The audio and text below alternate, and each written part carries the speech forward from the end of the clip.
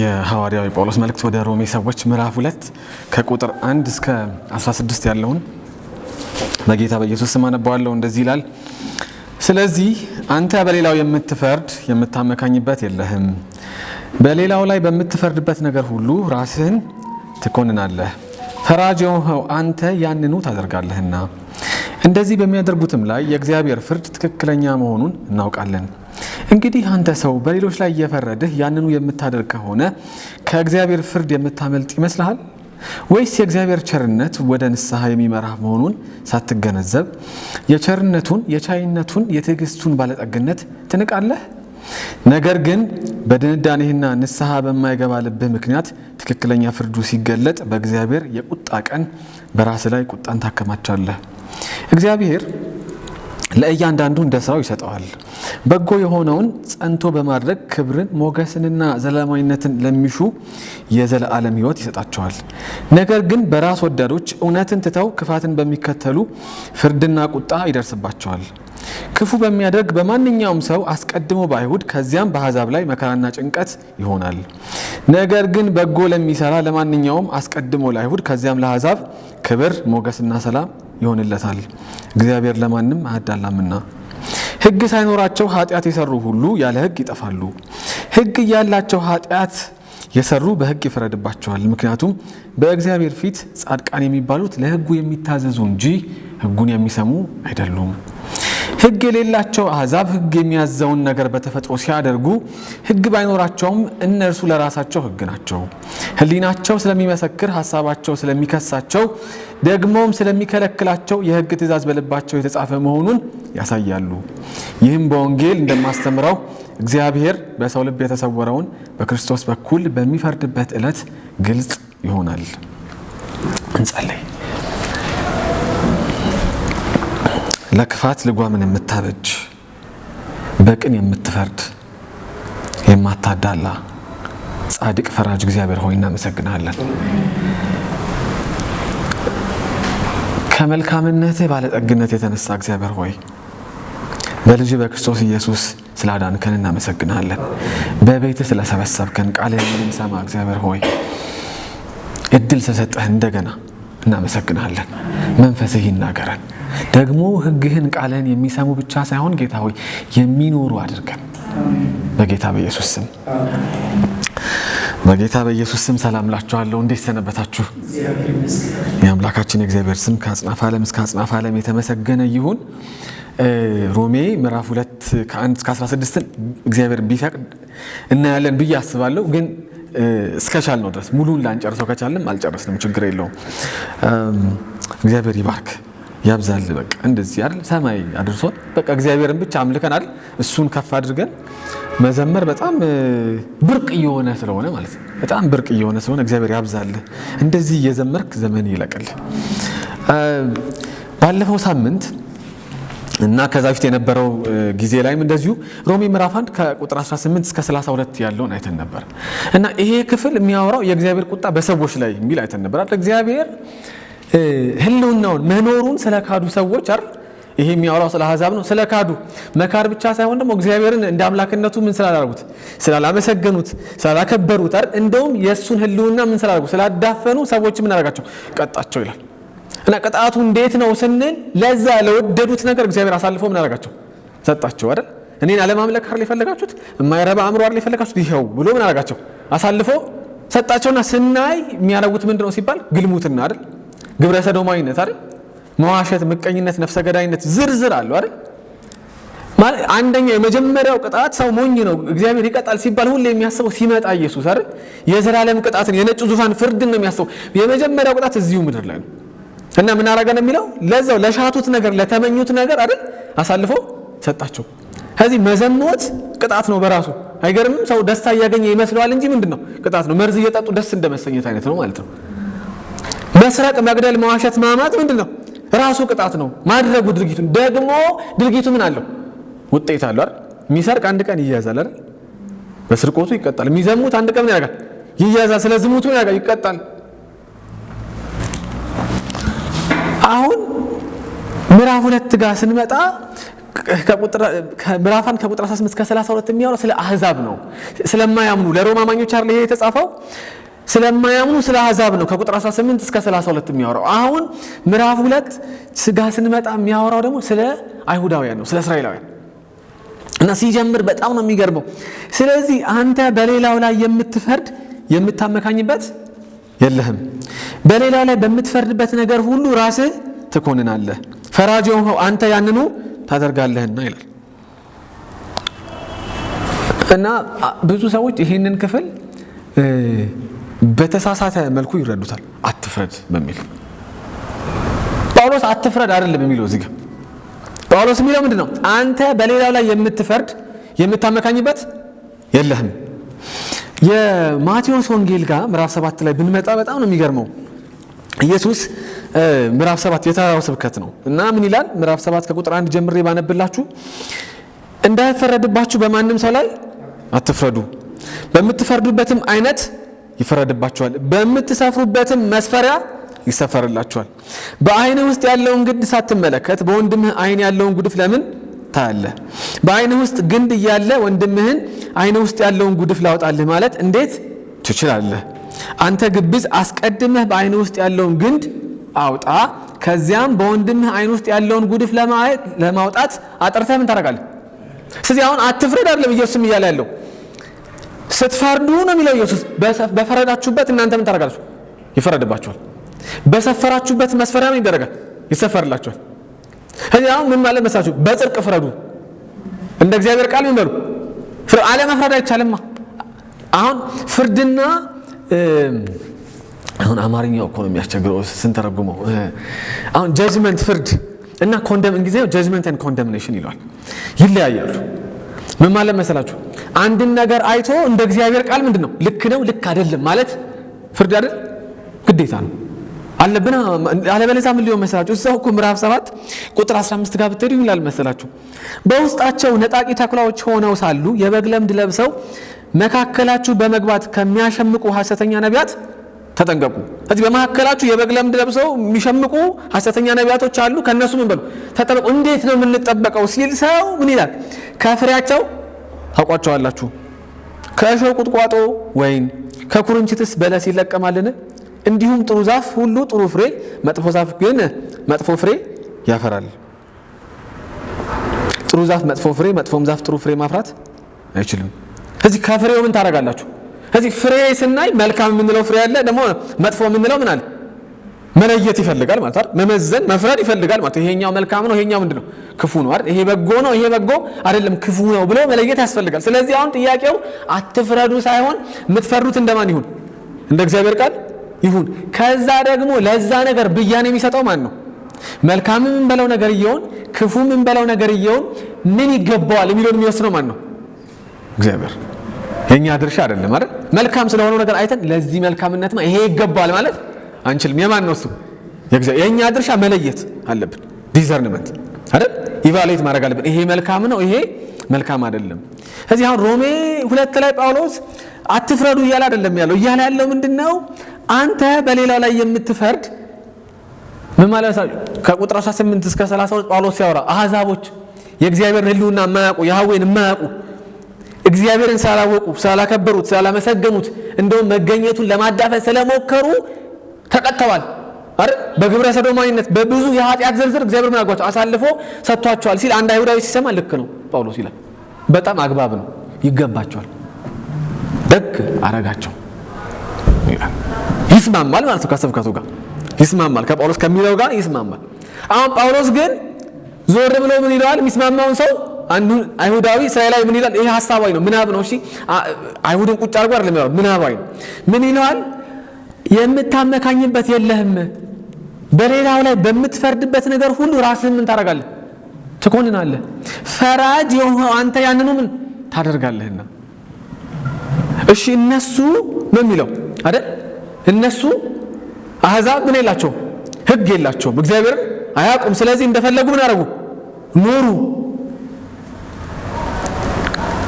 አንተስ ሕጉ ያለህ አንተ አይደል? አባቶች ያሉህ አንተ፣ መስዋዕት የምታቀርበው አይደል? የሚቀበሉ ካህናት ያሉህ አንተ። በእግዚአብሔር የተመረጥከው ሕዝብ አንተ ምን ማመካኛ አለ? የሚያረጉትን እነሱ የሚያረጉትን ምን ታረጋለህ? ከዚህ የምታመካኝበት አይደል ምክንያት የለም። በፈረድከው ፍርድ ይገባቸዋል። ልክ ነው አይደል? እግዚአብሔር እንኳን አሳልፎ ሰጣቸው ባልከው ፍርድ ምን ታረጋለህ? አንተ ይፈረድብሃል። እንደዚህ በሚያደርጉትም ላይ የእግዚአብሔር ፍርድ ትክክለኛ መሆኑን እናውቃለን። እንግዲህ አንተ ሰው በሌሎች ላይ እየፈረድህ ያንኑ የምታደርግ ከሆነ ከእግዚአብሔር ፍርድ የምታመልጥ ይመስልሃል ወይ? ምን ነክቶ ነው? መስማማትህ ከኔ ጋር ክፋት የለውም፣ ግን አንተም ያንኑ ከሆነ የምታረገው ልክ እንደ አሕዛቡ የምትዘሙት ከሆነ ልክ እንደ አሕዛቡ የምትሰርቅ የምታማ ከሆነ የምትገድል ከሆነ የምትመቀኝ ከሆነ ክፋትን የተዘረዘሩትን በሙሉ እንደነሱ የምታረግ ከሆነ ከእግዚአብሔር ፍርድ የምታመልጥ ይመስልሃል ወይ? አታመልጥም። ስለተስማማ ከስብከቱ ጋር ምን አታረግም? ስለዚህ ቁጭ ብሎ ከስብከት ጋር የሚስማማ ሰው ከፍርድ አምልጧል ማለት አይደል? ልክ ነው የሚል ሰው አምልጧል ማለት አይደለም። አታመልጥም ነው የሚለው ጳውሎስ። ደግሞ ይልቁንም ይላል ጳውሎስ የእግዚአብሔር ቸርነት ወደ ንስሐ የሚመራ መሆኑን ሳትገነዘብ የቸርነቱን፣ የቻይነቱን፣ የትዕግስቱን ባለጠግነት እንቃለህ ሆይ? እነሱ እኮ አንደኛቸው ምን ብለው ነው? እግዚአብሔር የለም ብለው ነው እንደፈለጉ የሚሆኑት። እግዚአብሔር ማሳለፈ አንተ ግን አይደል ኪዳኑ ያለ ካህናት ያሉ ነቢያት ያሉ የእግዚአብሔር ሕዝብ ያንኑ የምታረክ ከሆነ ምን እያረክ ነው መሰለህ ይላል ጳውሎስ። የእግዚአብሔርን የቸርነቱን፣ የቻይነቱን፣ የትዕግስቱን ባለጠግነት ምን እያረክ ነው? እየናክ ነው። የእግዚአብሔር ሕዝብ ነኝ ብለህ ያንኑ ሕይወት የምትኖር ከሆነ ምንድን ነው? የእግዚአብሔርን አይደል የትዕግስቱን፣ የቸርነቱን፣ የቻይነቱን ባለጠግነቱን እያረክ ነው፣ እየናክ ነው። ቁጥር 5 ላይ በድንዳኔና ንስሐ በማይገባ ልብ ምክንያት ትክክለኛ ፍርዱ ሲገለጥ በእግዚአብሔር የቁጣ ቀን በራስ ላይ ምን ታረጋለህ? ቁጣን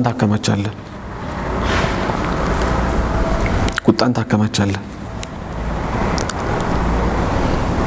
ብትስማማም ከኔ ጋር አሕዛብ ላይ በሆነው ፍርድ በራስ ላይ ግን ምን እያረክ ነው? ቁጣን እያከማቸው ነው። ለምን ከተባለ አንተ ራሱ ያንኑ ምን እያረክ ነው? እየተገበርከው ነው። በጣም የሚገርመው ነገር ምን መሰላችሁ? በጣም የሚገርመው ነገር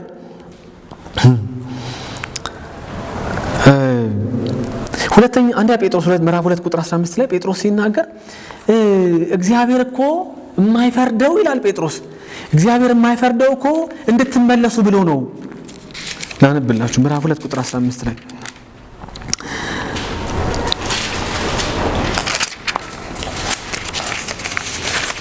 ይቅርታ፣ አንደኛ ቆሮንቶስ ማለት ነው። አንደኛ ቆሮንቶስ ምዕራፍ 2 ቁጥር 15 ላይ ስለ መንፈሳዊነት መመርመር ያወራና ጳውሎስ ይላል መንፈሳዊ ሰው ግን ሁሉን ይመረምራል፣ ራሱ ግን አይመረመርም ይላል። ሁለተኛ ጴጥሮስ ምዕራፍ 3 ቁጥር 9 ነው ሌላኛው ክፍል።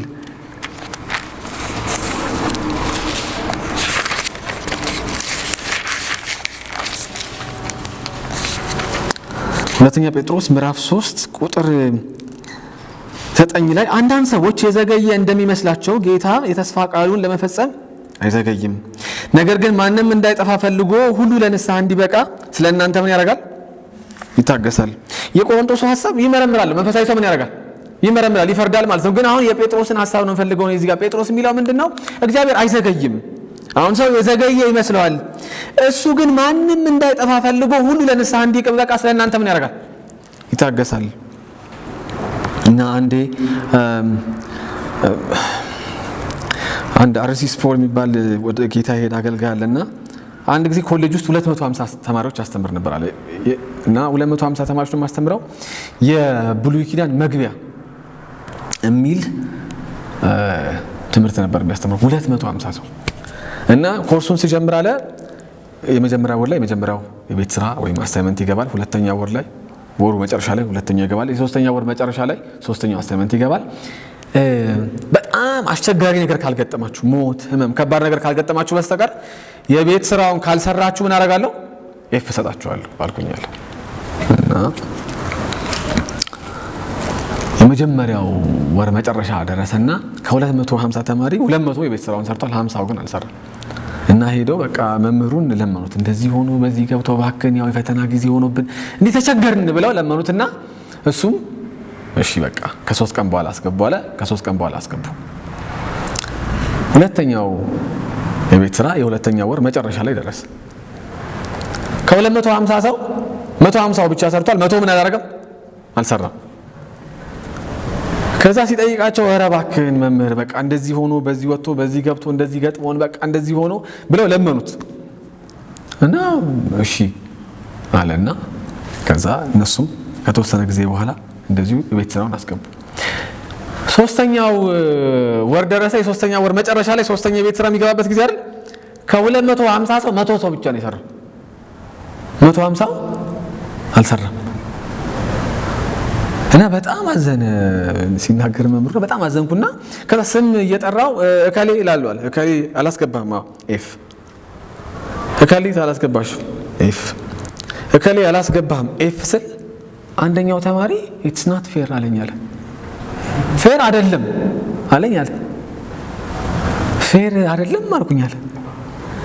እከሌ የባለፈውን ወር ሁለተኛውን ወር የቤት ስራ ያስገባው ኤክስቴንሽን ጠይቀህ ነው አይደል? ተጨማሪ ቀን ጠይቀህ ነው አይደል? አዎ እሱንም ወደ ኋላ ሄጄ ኤፍ አድርጌዋለሁ። ሌላ ፌር የሚፈልግ አለ አለ። ማንም ሰው እጁን አላወጣም። በቃ ፌር ከሆነ ፌር የሚሆነው ምንድነው? በዴድላይኑ በማስገቢያ ቀኑ ይገባል። ካልገባም እንደሚሆነው ኤፍ አይደል? አሁን ይሄ አስተማሪ ሁለት ጊዜ ቁጣውን ያዘገየው ለምንድን ነው? ጸጋ አይደል? ለተማሪዎቹ የተለያየ ነገር ገጥሟቸው ይሆናል፣ ደክሟቸው ይሆናል በሚል ነው ያዘገየው። ፍትህ ሲዘገይ፣ የእግዚአብሔር ቁጣ ሲዘገይ ሰው ምን ያስባል? ፍቃድ እንደተሰጠው ልክ መንጃ ፍቃድ እንደሚያወጣ ላይሰንስ አይደል? ለኃጢአትን ለማድረግ ምን ላይሰንስ ፍቃድ የተሰጠው ይሆናል ማለት ነው። ለዛ ነው ጳውሎስ ምን ይላል? የእግዚአብሔርን የቸርነቱን የቻይነቱን የትዕግስቱን ባለጠግነት ትንቃለህ ወይ? እንደዛ ካረክ እንደውም በራስ ላይ እንደምታረገው ቁጣ ምን ታረጋለህ? እና የዳንክ መስሎ ነው ደህና ይሆንክ መስሎ ነው እንጂ ያለው ምንድን ነው?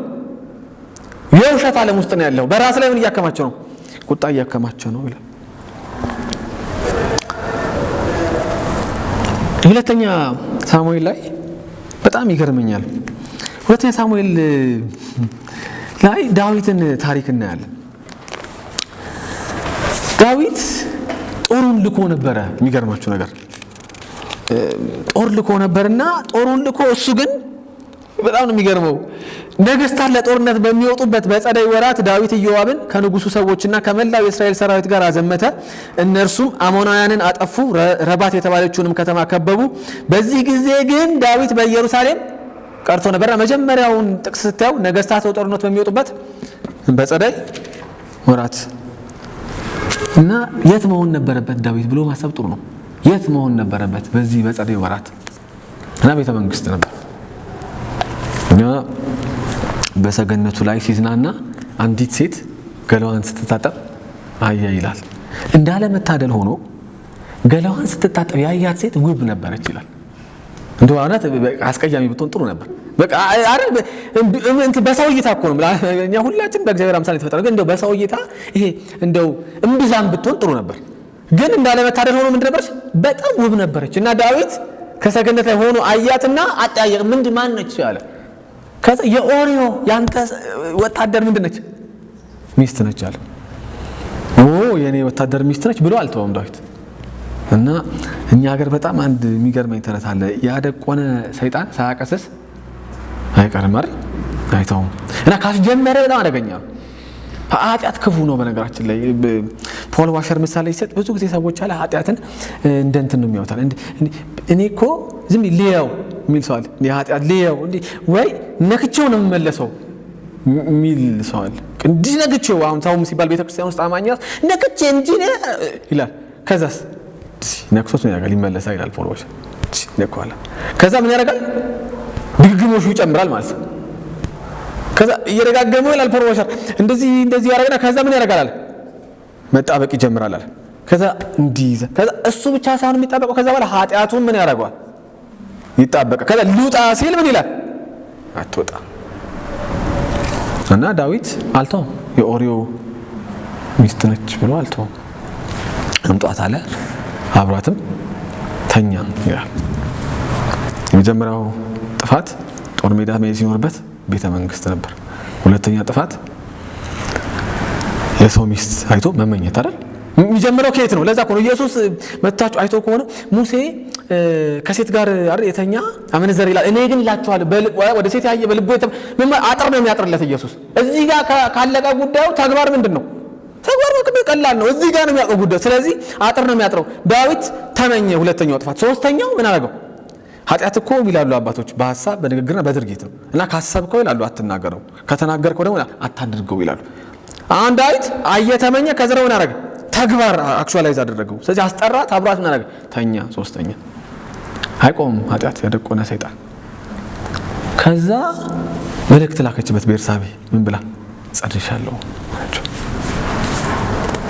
እና ለንስሐ እድል ነው። ግን ዳዊት ኦሪዮን አስጠራው። ዘዴ ዘይዶ ነው። ይሄን የገባውበትን ጉድ እንዴት አድርጌ ነው የምወጣው ሲል ዘዴ ዘየደ። ምን አደረገ? ኦሪዮን ባስጠራዋል። እና ኦሪዮን ከጦር ሜዳ አስጠራው። ኦሪዮ መጣና በጣም ነው የሚገርመው። እኔ አቺን ፓርት አነብላችሁ። ኦሪዮን ወደ እኔ ስደደው ብሎ መልእክት ላከ። ከዛ በኋላ ኦሪዮ በመጣ ጊዜም ዳዊት የኢዮአብና የሰራዊቱን ሁሉ ደህንነት እንዲሁም ጦርነቱ እንዴት እየተካሄደ እንዳለ ጠየቀው። በቃ እንትን ነው የሚመስለው። አሁን ጠርቶ ሲጠይቀው የጦሩ ሁኔታ አይደል እንዴት እየተከናወነ ነው የሚል የማወቅ ምኞት ያለው ነው የሚመስለው። በነገራችን ላይ ጠርቶ ጠየቀው፣ ጦርነቱ እንዴት ነው፣ እነ ኢዮአብ እንዴት ናቸው፣ እንዴት ሆነ ምናምን ብሎ ጠየቀውና መጨረሻ ላይ ምን ይለዋል? ወሬውን ካጣራ በኋላ በል እንግዲህ ወደ ቤትህ ወርደህ እግርህን ምን በላለው ታጠብ። ኦሪዮ አልሄደም። ኦሪዮ በጣም የሚገርመኝ ሰው ነው። አንዳንድ ሰዎች አሉ መጽሐፍ ቅዱስ ውስጥ የተለየ ፈርሃ እግዚአብሔር ያላቸው እና አልሄደም ወደ ቤቱ። ወደ ቤቱ ወርዶ ከሚስቱ ጋር ምን አላደረገም? አልተኛም። የዳዊት ዓላማ ሌላ እኮ ነው፣ ያስጠራበትም ዓላማ ሌላ ነው። ከዛ በኋላ ሲያረጋግጥ ዳዊት ኦሪዮ ምን አላደረገም? ሄዶ ቤቱ አልተኛም። ከዛ ምንድን ያልተኛው ቤት ሄደ ሲለው ዳዊት ምን ይላል? ኦሪዮ ታቦቱ ይላል። አቤት ሲኮን ነው ማለት ነው። ታቦቱ እስራኤልና ይሁዳ በድንኳን ሆነው ጌታዬ ኢዮአብ እና የጌታዬም ሰዎች አውላላ ሜዳ ላይ ሰፍረው ለመብላትና ለመጠጣት እንዲሁም ከሚስቴ ጋር ለመተኛት እንዴት ወደ ቤቴ ይሄዳለሁ? ሌላ የስነ ምግባር ምንድን አረ ቁመና አለው ማለት ነው። አሁን ይሄ ቁመና ዳዊት ምንድን ነው ያደረገው? ዳዊት እኮ እዚህ ጋር ሌላ ነገር ውስጥ ነው ያለው። ይኮንነዋል ማለት ነው። ምንም ሳይናገር በህይወቱ ብቻ ሰውየው ምን ያደርጋል? እና አንዳንድ ሰዎች በህይወት ይኮንነዋል፣ ምንም እኮ አይናገሩ ብስጭት ይላል። አንዳንድ በጣም መንፈሳዊ ሰው ጋር ሲደርሱ አንዳንድ ሰዎች ምን ነው ሰውየው ያደርገው አይደለም። ሰውየው ሳይሆን ችግሩ ማን ነው? እኔ እኮ ነኝ ችግሩ አይደል? ምበሳጨው ነኝ። ሰውየው መንፈሳዊ ኑሮ እየኖረ ነው፣ ችግሩ እኔ ነው። ከዛ ዳዊት አያቆም እዚህ ጋር ማይገርማችሁ ሞከረ እኮ አልተሳካለትም። ምን መሳችሁ የዳዊት ግብ? ኦሪዮ ሄዶ ከሚስቱ ጋር ከተኛ ሚስቱ ብትጸንስም ምንድነው ብለው ይታሰባል እንዴ? መተህ እኮ ይዛኔ እኮ ተኝተህ ነበር ከሚስት ጋር ይባል አይደል? እንደዛ ከሆነ እሺ በቃ ዛሬ እደራለሁ እኔ ጋር፣ ከዛ በኋላ ወደ ጦር ሜዳ ልካለሁ አለ እና አበላው አጠጣውና ወደ ጦር ሜዳ ላከውና ግን ሲልካው ጦር ሜዳ ለኦሪዮ ምን ሰጠው መሰላችሁ? ደብዳቤ ሰጠው። ለማን እንዲያደርስ መሰላችሁ? በጣም እኮ ነው የሚገርም። ሲነጋም ዳዊት ለኢዮአብ ደብዳቤ ጽፎ በኦሪዮ እጅ ላከለት እና ደብዳቤ ላይ ጻፈው መስላችሁ? ኦሪዮ ውጊያው በተፋማመበት ግንባር መድበው ከዚያም ተወግቶ እንዲሞት ትታችሁት ሽሹ የሚል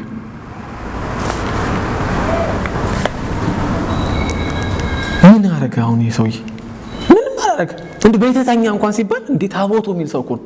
ኢዮአብ እስራኤላውያን በድንኳን ሆነው የሚል ሰው እኮ ነው። በዚህ በኃጢአት በተበላሸች ዓለም ውስጥ ክፋት ይቆማል እግዚአብሔር ሲቀጣው ድረስ። ደብዳቤ ተጽፎ ተሰጠው እና ኦሪዮ የያዘው ደብዳቤ ራሱ የሞት ደብዳቤ እንደሆነ አያውቅም። መድኃኒዓለምና ዳዊት ናቸው የሚያውቁት። አያሳዝንም? የሞት ደብዳቤ ይዞ በታማኝነት ሄዶ ኢዮአብ ጋር ምን አደረገ? የጦር መሪው ጋር ኢዮአብ ጋር ሰጠው ይባላል። እና እነ የኢዮአብን ታሪክ ሌላ ጊዜ እናወራበታለን። ኢዮአብ ቀላል ሰው አይደለም። ጦሩ በተፋፋመበት ቦታ ኦሪዮን አስገብተው አረጉ። እነሱ ሸሹ ይላል። ኦሪዮ ሞተ። ስለ ፍርድ ነው ማወራው ከቁጥር 1 እስከ 5 እና አንድ ነብይ እግዚአብሔር ይልካል። ነብዩ ናታን የተባለ እንዴት የሚገርም ነብይ ነው።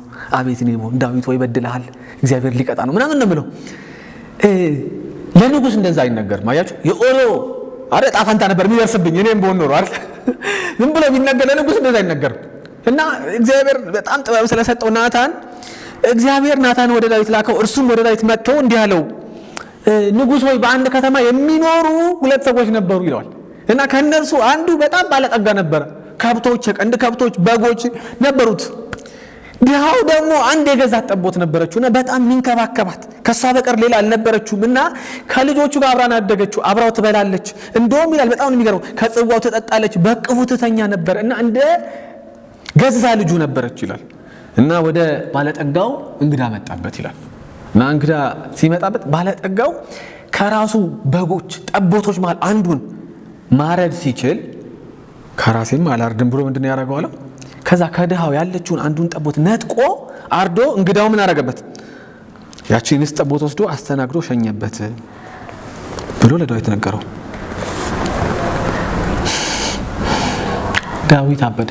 ይሄው ምን ይላል መሰላችሁ? ነው ያለው ዳዊት በዚያ ሰው ላይ እጅግ ተቆጣ። ምን አይነት ሰው ነው እንደዛ የሚያደርግ? ከብት ሞልቶለት በግ ሞልቶለት እግዚአብሔር ረድቶታል።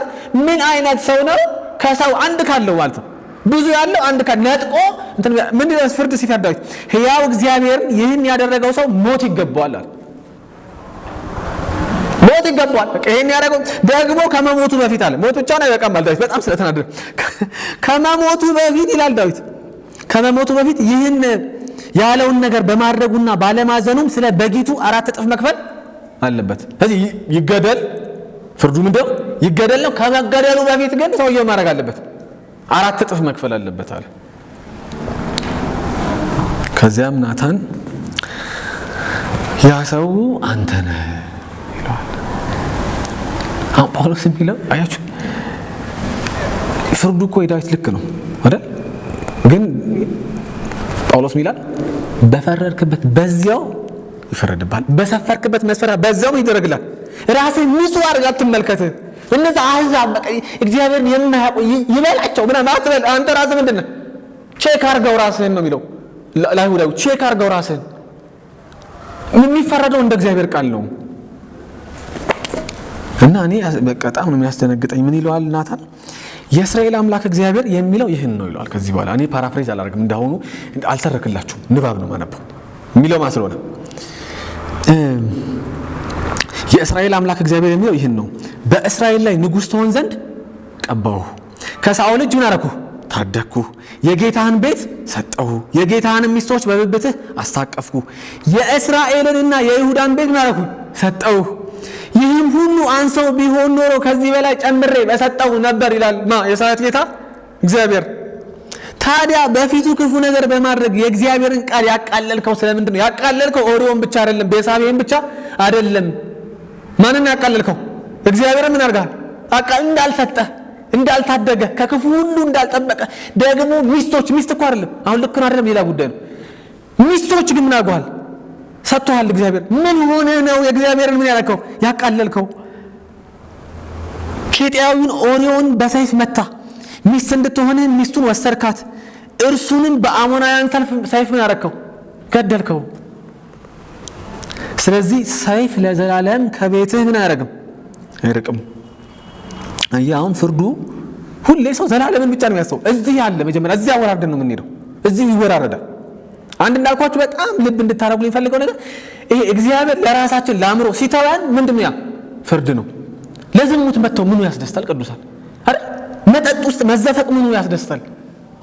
ሐሜት ውስጥ አይደል? ስርቆት ውስጥ መዘፈቅ ምንድነው ያስደስተው? ራሱ እኮ ቅጣት ነው። ደግሞ ለዛ ለምንሰርቀው፣ ለምናማው፣ ለምንዘሙተው፣ ለምንዋሻው ነገር ደግሞ ክፍያም እንከፍላለን እዚሁ። እና ሰይፍ አለው ለዘላለም ከቤት ምን ያደርግም? አይርቅም። እኔን አቃልኸኛል እግዚአብሔር ይላል። ማን ያቃልከው? እኔን አቃልኸኛል። ሚስት እንድትሆንህም የኬጢያዊውን የኦሪዮን ሚስት ምን አድርጋታል? ወስዳታል። ይደግማል። ሚስት አድርገህ ወስዳታል፣ ያንተ ያልሆነችውን ሚስት። እና እነሆ ከራስ ቤት ክፉ ነገር ምን አድርግብሃለሁ? አስነሳብሃለሁ። ዓይንህ እያየ ሚስቶችህንም ወስጄ ለአንተ ቅርብ ለሆነ ሰው ምን አደርጋለሁ? ለአንዱ ሰጣለሁ። እርሱም በቀን ብርሃን ከሚስቶች ጋር ምን ያደርጋል? ይተኛል። አንተ ይህን በስውር አድርገኸዋል አይደል? እኔ ግን ይህንኑ ነገር በቀን ብርሃን በእስራኤል ፊት ሁሉ ፊት ምን አደርጋለሁ? እገልጣለሁ።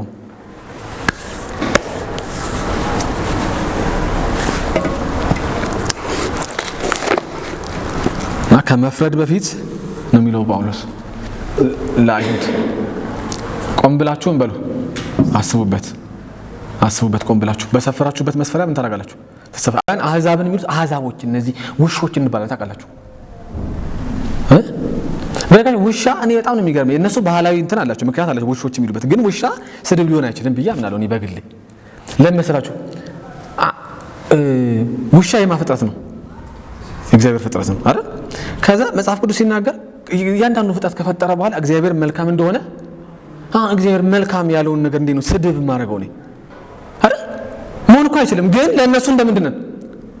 እንደ ውሾች ናቸው አሕዛቦች እኛን ጨምሮ ማለት ነው። እዚህ አሁን የሚለው ለእስራኤላውያን ጳውሎስ በምትፈርዱበት በዛው ለእናንተ ይፈረድባችኋል። ለምን ካላችሁ እናንተ ያንኑ ምን ስለምታረጉ ስለምትተገብሩ። ዝሙት ነው፣ ጣዖት አምልኮ ነው፣ ስርቆት ነው፣ ሐሜት ነው ታረጋላችሁ። ይልቁንም ልብ አድርጉ ይላችኋል።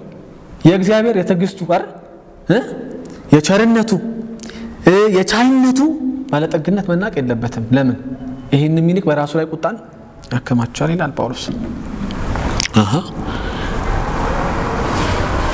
ምን ሊል ነው ጳውሎስ ካላችሁ ወደ ከባድ ክፍል ይገባል። ቁጥር 6 እግዚአብሔር ለእያንዳንዱ ይላል ለእያንዳንዱ እንደ ስራው ይሰጠዋል። በጎ የሆነውን ጸንቶ በማድረግ ክብርን፣ ሞገስን፣ ዘላለማዊነትን ለሚሹ የዘላለም ሕይወትን ይሰጣቸዋል። ነገር ግን በራስ ወዳዶች እውነትን ትተው ክፋትን በሚከተሉ ፍርድና ቁጣ ይደርስባቸዋል። ክፉ በሚያደርግ በማንኛውም ሰው አስቀድሞ በአይሁድ ከዚያም በአሕዛብ ላይ መከራና ጭንቀት ይሆናል። ነገር ግን በጎ ለሚሰራ ለማንኛውም አስቀድሞ ለአይሁድ ከዚያም ለአሕዛብ ክብር ሞገስና ሰላም ይሆንለታል። እግዚአብሔር ለማንም አያዳላምና።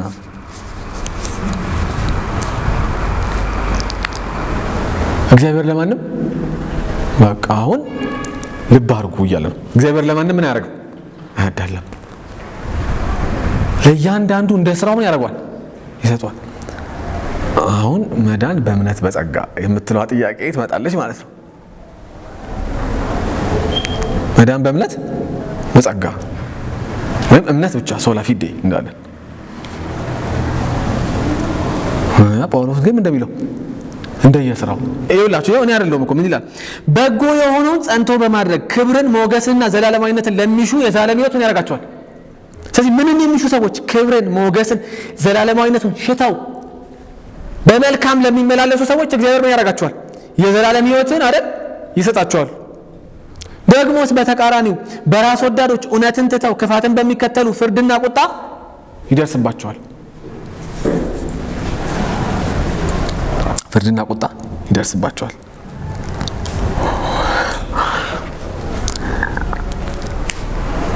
ስለዚህ ቁጥር 9ና 10ን ስትመለከቱ ክፉ በሚያደርጉ ላይ ይላል በማንኛውም ሰው አስቀድሞ በአይሁድ ቀጥሎ ደግሞ በአሕዛብ ላይ ምን ያደርጋል? ፍርዱ ይመጣል። ፍርድ ከሆነ ይመጣው በረከትም ከሆነ ይመጣው አስቀድሞ ለአይሁድ አይደል? ቀጥሎ ደግሞ ለማ ለአሕዛብ ምን ያደርጋል? ይመጣል። በምን ካላችሁ እንደየስራቸው። ምን እያልን ነው? ይሄ ነገር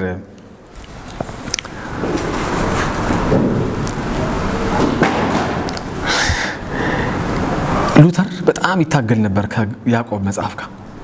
ያዕቆብ ማለት ያለ ከስራ የተለየ እምነት ምንድን ነው? ሙት ነው። አንተ እኔ እምነት አለኝ ነው የምትለው፣ እኔ ደግሞ እምነቴን አደርጋለሁ በስራዬ አሳይሃለሁ ይላልና ሉተር ራሱ የመጽሐፍ ቅዱስ አካል መሆኑን ያዕቆብ በጣም ግራ ይገባው ነበር። እና ምክንያቱም ሮሜን ሲያነብ ሮሜ መዳን በምንድን ነው የሚለው? በእግዚአብሔር ጸጋ ነው የሚለው። ግን ጳውሎስ ከያዕቆብ የሚቃረን ይመስላል እንጂ አይቃረን። የሚገርማችሁ ነገር በኋላ እያየነው እንመጣለን። ግን አሁን እያለ ያለው ምንድን ነው ካላችሁ አሕዛብም ሆኑ አይሁድ አይደለ ወይም ደግሞ እስራኤላውያን የሚመዘኑት በምናቸው ነው? በስራቸው ነው እያለ ነው። ይሄ እንዴት ነው የሚሆነው ካልን ማቴዎስ ምዕራፍ 7 ላይ መልሼ ልውሰዳችሁ። ምዕራፍ 7 ከ19 እስከ 23 ላይ እንደዚህ ይላል። ጥሩ ፍሬ የማያፈራ ዛፍ ሁሉ ይቆረጣል፣ ወደ እሳትም ይጣላል። ስለዚህ በፍሬያቸው ታውቋቸዋላችሁ። በሰማይ ያለውን የአባቴን ፍቃድ ሳይፈጽም ጌታ ሆይ የሚለኝ ሁሉ ወደ መንግሥተ ሰማይ አይገባም። በዚያ ቀን ብዙዎች ጌታ ሆይ በስምህ ትንቢት አልተናገርንምን? በስምህ አጋንንት አላወጣንምን? በስምህ ብዙ ታምራት አላደረግንምን? ይሉኛል። በዚያ ጊዜ ከቶ አላወቅኳችሁም፣ እናንተ ክፉዎች ከኔ ራቁ ብዬ በግልጽ እነግራችኋለሁ ይላል። ያዕቆብ ላይም በወስዳችሁ በጣም ነው የሚገርመው። ያዕቆብ ምዕራፍ 2 ብትመለከቱት ወንድሞቼ ሆይ አንድ ሰው እምነት አለኝ ቢል ስራ ግን ባይኖረው ምን ይጠቅመዋል? አንድ ወንድም ወይም አንዲት እህት የሚለብሱት ልብስ ሆነ የሚመገቡት ምግብ አጥተው ከእናንተ መካከል አንዱ በሰላም ሂዱ አይብረዳችሁ ጥገቡ ቢላቸው ለሰዎች ግን የሚያስፈልጋቸውን ባይሰጣቸው ለሰውነታቸው ግን የሚያስፈልጋቸውን ባይሰጣቸው ምን ይጠቅማቸዋል? እንዲሁም ስራ የሌለው እምነት በራሱ የሞተ ነው። ነገር ግን አንድ ሰው አንተ እምነት አለህ እኔ ስራ አለኝ ይላል። እምነትህን ከስራ ለይተህ አሳየኝ እኔም እምነቴን በስራዬ አሳይሃለሁ። አንድ እግዚአብሔር እንዳለ ታምናለህ፣ መልካም ነው። አጋንንትም ይህንኑ ያምናሉ፣ በፍርሃትም ምን ያደርጋሉ? ይንቀጠቀጣሉ። አንተ ከንቱ ሰው እምነት ያለ ስራ ዋጋ የሌለው መሆኑን ለማወቅ ማስረጃ ትፈልጋለህን? አባታችን አብርሃም ልጁን ይስሐቅን በመሰዊያው ላይ ባቀረበ ጊዜ በስራ የጸደቀ አልነበረምን? በዚህም እምነት ከስራ ጋር አብሮ ይሰራ እንደነበረ ታያለህ። እምነትም በስራ ፍጹም ሆነ። አብርሃም በእግዚአብሔር አመነ ጽድቅም ሆኖ ተቆጠረለት የሚለው የመጽሐፍ ቃል ተፈጸመ፣ እርሱም የእግዚአብሔር ወዳጅ ተባለ። እንግዲህ በእምነት ብቻ ሳይሆን በስራ እንዲጸድቅ ታያላችሁ ይላል። ከዚህ ጳውሎስ እሺ አሕዛብ አያምኑም ብላችኋል፣ ችግር የለውም እግዚአብሔር የለም ብለው ነው እየኖሩ ያሉት፣ እንደፈለጉ እየፋነኑ ያሉት፣ ኃጢአትን እየጨለጡ ያሉት፣ ለዛ ነው። እናንተስ ግን ምን ምክንያት አላችሁ? እግዚአብሔር አለን፣ ኪዳኑ አለን፣ አብርሃም አባታችን ነው አይደል? የቤተ ክህነቱ ስርዓት የኛ ነው ካላችሁ ምን ምክንያት አላችሁ የምታመካኙበት? ምን ለማድረግ ላለመኖር በቅድስና ምን ሰበብ አላችሁ? ስለዚህ ልብ አድርጉ፣ እግዚአብሔር ለማንም ምን አያደርግም፣ አያዳላም። ስለዚህ በዛው በሰራችሁት ስራ ምን ይደረግባችኋል? ይፈረድባችኋል። ይሄው ወደ ቁጥር 12 ብትመጡ እንዲህ ይላል፣ ሕግ ሳይኖራቸው ኃጢአት የሰሩ ሁሉ ያለ ሕግ ምን ያደርጋሉ? ይጠፋሉ። ሕግ ያላቸው ኃጢአት የሰሩ በሕግ ይፈረድባቸዋል። ምክንያቱም በእግዚአብሔር ፊት ጻድቃን የሚባሉት ለሕጉ የሚታዘዙ እንጂ ሕጉን የሚሰሙ አይደሉም። ሕግ የሌላቸው አሕዛብ ሕግ የሚያዘውን ነገር በተፈጥሮ ሲያደርጉ ሕግ ባይኖራቸውም እነርሱ ለራሳቸው ሕግ ናቸው።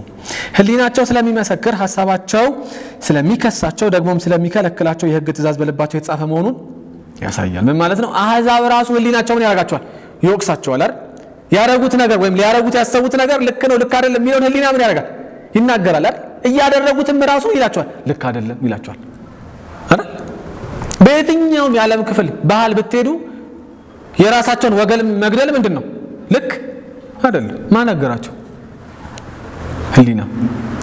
አጁ ዓለማትን እንደ መጋረጃ የዘረጋው እግዚአብሔር በእነሱ ውስጥ ሕሊና ምን አድርጓል? አስቀምጧል። ሐሳባቸው ራሱን ያደርጋቸዋል። ይሄ ልክ ነው ይሄ ልክ አይደለም የሚለውን ይነግራቸዋል። ሐሳባቸው ስለሚከሳቸው ደግሞም ስለሚከለክላቸው የሕግ ትእዛዝ በልባቸው የተጻፈ መሆኑን ያሳያል። ይህም በወንጌል እንደማስተምረው እግዚአብሔር በሰው ልብ የተሰወረውን በክርስቶስ በኩል በሚፈርድበት ዕለት ግልጽ ይሆናል ይላል።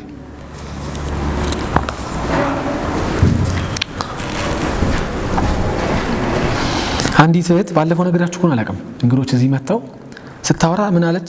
ቤተክርስቲያን አትሄድም እሷ ከአሜሪካን የመጣችውና እያስተረጎምኩ ነበር ከነሱ ጋርና ምን አለች? እኔ በቃ ይሄ እግዚአብሔር ሰዎችን ወስዶ ሲኦል የሚከተው ነገር በቃ ሊገባኝ አልቻለም አለች። ሊገባኝ አልቻለም እና እንደዚህ አይነት አምላክን እኔ ማምለክ ይከብደኛል አለች።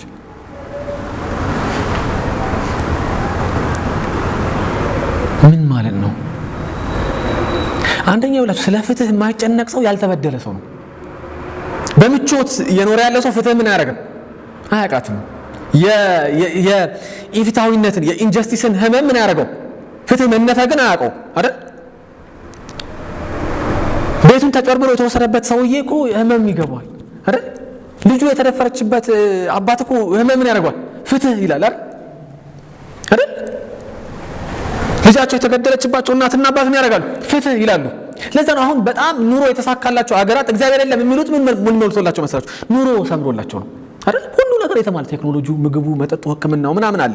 እኔ የኛ ነው የሚገርመኝ የለም ምንለው። የነሱ ምን ገብተው አንድ ነገር ነው ቢያንስ ተሟልቶ ግራ ገብቷቸው ነው እንበል። የኛ ምን ሆነን ነው? እና ፍትህ ጥያቄ ስለሌላት እግዚአብሔር ለምን ይቀጣል ትላለች። እግዚአብሔር መልካም የመሆኑ ማሳያው መቅጣቱ ነው። በነገራችን ላይ ቁጣ የእግዚአብሔር ቁጣ አይደል? እግዚአብሔር ቁጣ ይቆጣል። መቆጣቱ የመልካምነቱ ምንድነው? እግዚአብሔር ባይቆጣ መልካምነቱን እንጠይቅ ነበር። ለምሳሌ እንዴት ነው የሰው ደም ሲፈስ እግዚአብሔር የማይቆጣው አይደል? እንዴት ነው ሰው በግፍ ሀብቱ ሲቀማ እግዚአብሔር የማይቆጣው? እንዴት ነው? የእግዚአብሔር የትክክለኛ የባህሪው የመልካምነቱ ማሳያው ምንድነው? ቁጣ ነው። ቁጣውን ግን እግዚአብሔር ምን ያደርጋል? አልቀድም ያዘገያል። ለምን? ለንስሐ እድሜ እየሰጠ ለመመለስ ጊዜ እየሰጠ አይደል? አሁን ጳውሎስ እዚህ ጋር ሁለት ወገኖችን ነው የሚያወራው። ይኸውላችሁ አንደኛው ወገን አለ ከ18 እስከ 32 ያየነው አሕዛብ ሁለተኛው ወገን የትኛው ነው? አይሁድ የሆነው ወገን። አይሁዱ ስለ አሕዛቡ ይላል ልክ ነው ፍርዱ እነሱ ላይ ይገባቸዋል ሲል ጳውሎስ ይላል በእናንተ ራሱ ይሄ ፍርድ ይመጣል፣ ምክንያቱም እንደ ስራችሁ ስለሚከፈላችሁ። ስለዚህ መዳን በስራ እያለ ነው አይደለም። ጳውሎስ እንደዛ እያለ አይደለም። ያመነ ሰው ግን ህጉ አለኝ የሚል ሰው ግን በህይወቱ ማድረግ አለበት፣ ማሳየት መቻል አለበት። ይሄው አሁን እኔ ያዕቆብ ከ22 እስከ 25 ቅድም ያየነው የሚለው አብርሃም ማለት ነው። በጣም ነው የሚገርመው ማመኑን እግዚአብሔር መደገፉን በምን አሳየ? በስራ እኔ እምነት አለኝ ምናምን ማለት አይደለም ማለት ነው። ይኸውላችሁ ጉዳዩ የሚሆነው አሁን ለሰላም ጳውሎስ እያለ ነው አብርሃም አለኝ ልትሏት ዮሐንስም እኮ ነው ናቸው መጥምቁ ዮሐንስ እናንተ የፉኝት ልጆች ማን ነገራችሁ እንድታመልጡ እንዴ አብርሃም አባት አለ ብትሉ ነው የሚላቸው ማለት ይኸውላችሁ። አሁን ይሄን እኮ የሚሰማው አይሁድ ምን ሊጠይቅ ይችላል ይላል አንድ ሰባኪ። አሁን እዚህ ጋር ያለው አንድ አይሁድ ምን ሊልቻል እግዚአብሔር ለእያንዳንዱ እንደ ስራው ይሰጠዋል የሚለውን ሲያነብ እንዴ እኔ እኮ የአብርሃም ልጅ ነኝ ይላል። ብትሆንስ ነው የሚለው ጳውሎስ። ብትሆንም የሚሰጠህ እንደምንድን ነው? እንደ ስራ። እኔ እኮ ብሉይ ኪዳን አለኝ ቢኖርስ? ብሉይ ኪዳን ባለው አይደለም በኖረው ነው። ካህናት ባሉት አይደለም በምንድን ነው? በኖር ኪዳን ባለው አይደለም በምን በኖረው ነው። ወደኛ ወደ አማኞች ብናመጣው መሰላችሁ ይሄ ሉቃስ 15 ላይ ያለው ምሳሌ ትይላችኋል። አንድ ልጅ ነበረ፣ አንድ አባት ነበረ፣ ሁለት ልጆች ነበሩት አይደል?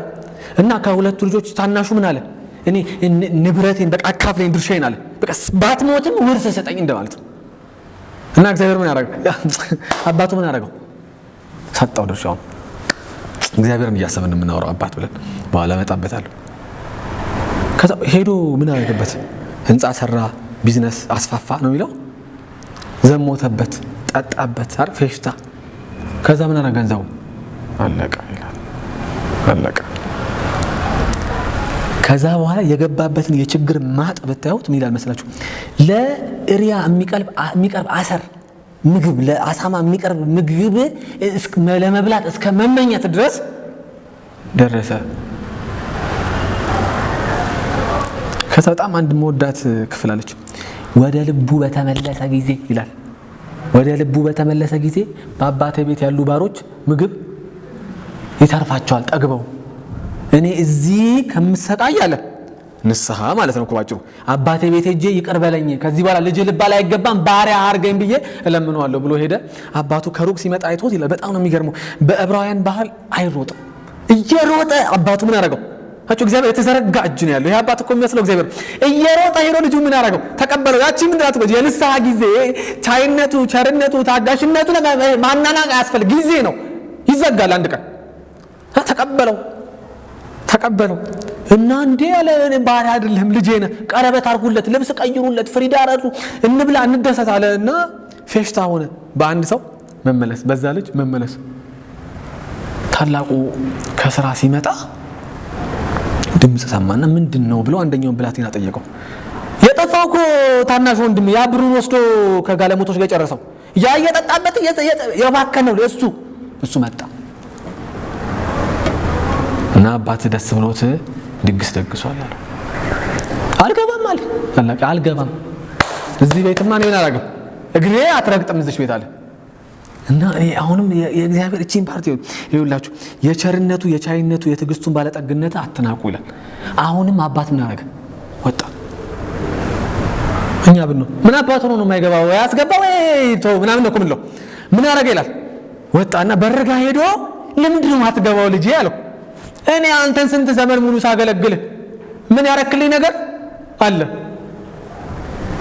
ምን ያረክልኝ ነገር? አንዲት እኔ ከባሮቼ ጋር እንድደሰት አንዲት እንኳን አይደል ጠቦት በፍየል ሰታኝ ታውቃለህ ወይ?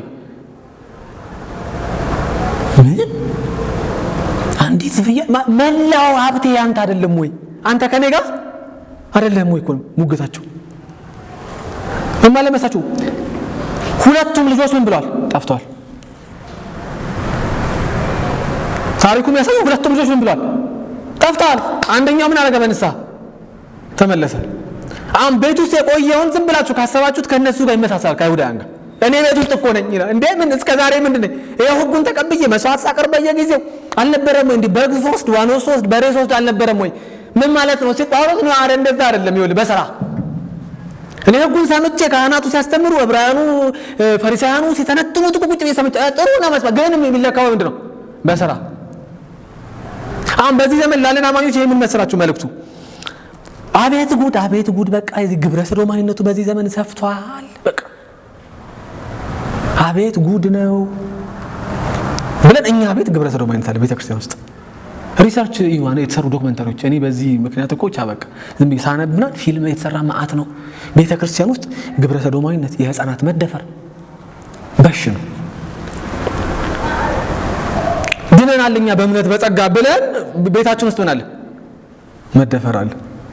ቤታችን ውስጥ ምን አለ? ግብረ ሰዶማዊነት አለ። እንደውም 32 ላይ እንደሚለው ይሄ ምዕራፍ 1 32 ላይ ማድረግ ብቻ ሳይሆን እኛ ቤት አሁን ያለው መስላችሁ እነዚህ ነገሮች ማድረግ ብቻ ሳይሆን እንዲህ የሚያደርጉትን ማበረታታት ላይ ደርሰናል። እንደው ጎበዝ በጣም እንታገሳ እናቀፋለን፣ ካህን አድርገን እንሾማለን ወደሚል ምን አገና መጣ። ጳውሎስ የሚለው ይሄን የምታረጉ ከሆነ በእምነት በጸጋ ደኛ ብትልም ምንድነው የሚሆነው? ይፈረዳል። አላመንክም ማለት ነው ባጭሩ። እምነት እንደሚለው ከሥራ የተለየ እምነት ያዕቆብ እንደሚለው ባዶ ነው እንደሚለው ያዕቆብ ጳውሎስ ነው የሚለው ይሄን ነው እኮ ይላችሁ። ሊለይ አይችልም። ዝሙት ኃጢአት ነው የሚል አማኝ ግን ዝሙትን ጭልጥ አደረገ እያጠጣ ከሆነ ምንድን ነው ማለት ጥያቄ ይሆናል ማለት ነው። መስረቅ እግዚአብሔርን ያሳዝናል። እኔ የምደገፈው እግዚአብሔርን ነው የሚል አማኝ አይደል? እግዚአብሔርን ተደገፉ እያለ ቃሉ የዕለት እንጀራዬን ስጠኝ ብለን የምንጸልየው አባታችሁ ላይ ብለህ ለምን የተባለ አንድ አማኝ ግን ሰርኮ የምስጋና ፕሮግራም ያዘጋጅ ከሆነ ጳውሎስ የሚለው ምንድን ነው? ቼክ አድርግ ራስህን። የምታመካኝበት የምታመልጥበት እንደየስራው ምን ያደርጋል? እንመጣበታል። አሁን ስራው እንዴት ነው የምንሰራው እንመጣለን። ሌላ ስብከት ነው። አሁን ግን እኔ ስለ ፍርዱ ነው የማወራው። አታመልጡ ነው የሚለው ጳውሎስ። በቃ ባጭሩ አታመልጡ። ማንም የሚያመልጥ የለም፣ ከእግዚአብሔር ፍርድ የሚያመልጥ የለም።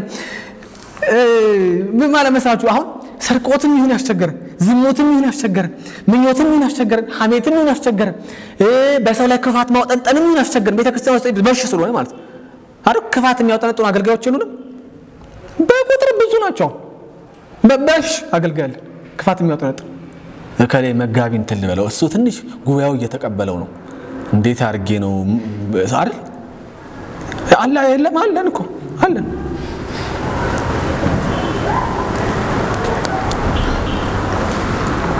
ልባችሁን መርምሩ ነው የሚለው ጳውሎስ። አሁን ለአይሁዳውያን በኤክስቴንሽን ደግሞ ለኛ ልባችሁን ምን አድርጉ? መጽሐፍ ቅዱስን ስላመንን ኢየሱስን ተቀበለናል ስላለን ማረጋገጫ አይደለም። እውነተኛ ማረጋገጫው ምንድነው? የመቀበላችን ኢየሱስን ጌታ የማድረጋችን በህይወታችን ላይ ትክክለኛ ማረጋገጫው ምንድነው? ኑሮ ነው። ስለዚህ ጳውሎስ አሁን ዛሬ የምንሰማ ሰዎች የሚለን ምንድነው መሰላችሁ? አሁን እግዚአብሔር ጊዜ እየሰጠን ነው። በታጋሽነቱ በቻይነቱ አይደል? በምህረቱ ምን እያደረገ ነው? ጊዜ እየሰጠን ነው። ምን እንድንል? ልባችንን እንድንመረምር። በእውነት እኔ በክርስቶስ ኢየሱስ አምናለሁ ወይ? እንዳማኝ ሰው ወይም እንዳመነ ሰው ህይወቴ ምን አደርጋለሁ? እምራለሁ ወይ የሚል ጥያቄ መጠየቅ አለብን። እስራኤላውያን ህጉን ተስማምተው ስለተቀበሉት እኮ አልዳኑም። ጳውሎስ የሚላቸው ህጉን ተስማምተው መቀበል መዳን ማለት አይደለም። አንድ በጣም ደስ የሚለኝ መጽሐፍ ቅዱስ ክፍል አለ። እግዚአብሔርን ቃል ሰምቶ የማይፈጽም ሰው ማለት ይላል ፊቱን በመስታወት አይቶ ምን እንደሚል ነው። ይኸውልሽ መስታወት አለኝ ማለት ፊቴ ተስተካክሎ እዚህ ጋር አይናር ሳይኖር ቆሻሻ ሳይኖር እዚህ ጋር ጺሜ ላይ ብርድ ልብስ ሳይኖር እወጣለሁ ማለት አይደለም። ገብታችሁ? በቃ ቆንጆ መስታወት ነው የቁም መስታወት ኖሮኝ ማለት ነው። አይናር እዚህ ጋር ኖሮብኝ እዚህ ጋር ምናምን የተኛውበት ላጭ ኖሮ ምን አውቄ ነው የምጠቀመው ቃላቱ እዚህ ጋር ጥጥ ምናምን የብርድ ኖሮብኝ ላደርግ እችላለሁ። መስታወት ስላለኝ ቤቴ ዋስትና አይደለም ምን ለማድረግ ተስተካክሎ ለመውጣት። እኔ ክርስቲያን ነኝ ስላለ አንድ ሰው መጽሐፍ ቅዱስ ገዝቶ ራስጌው ስላስቀመጠ የመዳን የክርስቲያን የመሆን ዋስትና አይደለም። አድራጊ መሆን ነው የሚለው ጳውሎስ። አድራጊ መሆን ካላደረጋችሁ ምንድነው ማለት? ይኸውላችሁ እኔ አብርሃምን አውርቼ ልጨርስ። አብርሃም እኮ እኔ ብያችሁ እኮ ከዚህ በፊት ሚስቱን ምን ብሏት አደረ? ያን ማታ እውነት ሳራን ምን ብሏት አደረ? የዛን ቀን በእድሜ ማምሻ ላይ የተሰጠው አይደል? ለምኑ የተሰጠው ልጅ እኮ ነው ይስሐቅ ማለት እኮ ይስቃል ማለት ስሙ። ለምኑ የተሰጠው ልጅ አንድያ ልጅ ወራሽ የተባለውን አብርሃም እኮ በሀብቱ እኮ በጣም ብዙ ነው። በጣም ሀብታም ባለጠጋ እኮ ነው። ባለጠጋ ሰው ምንድነው ያሳስበው? ቀጥሎ ንብረት የማን ያደርጋል? ይወርሳል። እድሜው እኮ ገፍቷል።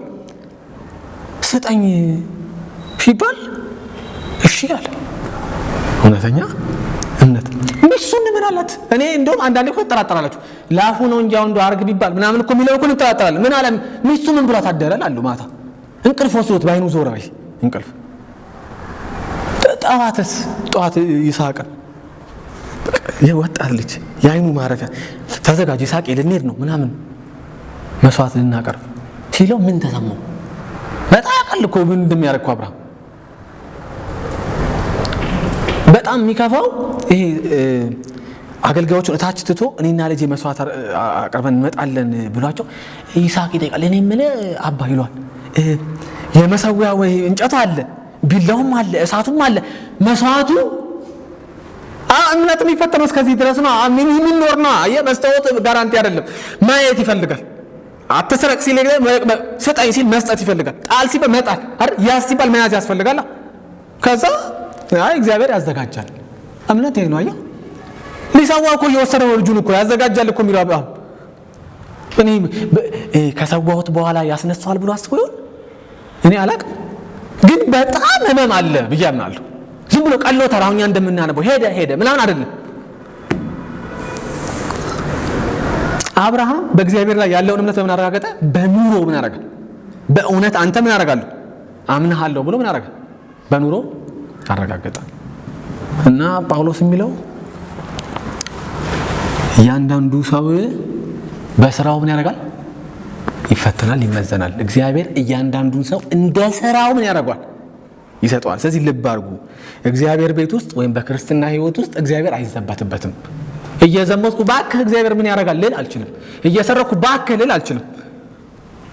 ገንዘብ እያከማቸው የሚቸግራቸው ምዕመናን ወንድም እያለኝ ኧረ ራሳቸውን ይቻል ልል አልችልም። ኢየሱስን አይቼ የእግዚአብሔርን ቃል ተመግቤ ተመሳሳይ ኑሮ ልኖር ከኖርኩ ነው የሚለው ጳውሎስ። እንደ ስራዬ እግዚአብሔር ይሰጠኛል። እግዚአብሔር ለማንም ምን አያደርግም? አያዳላም።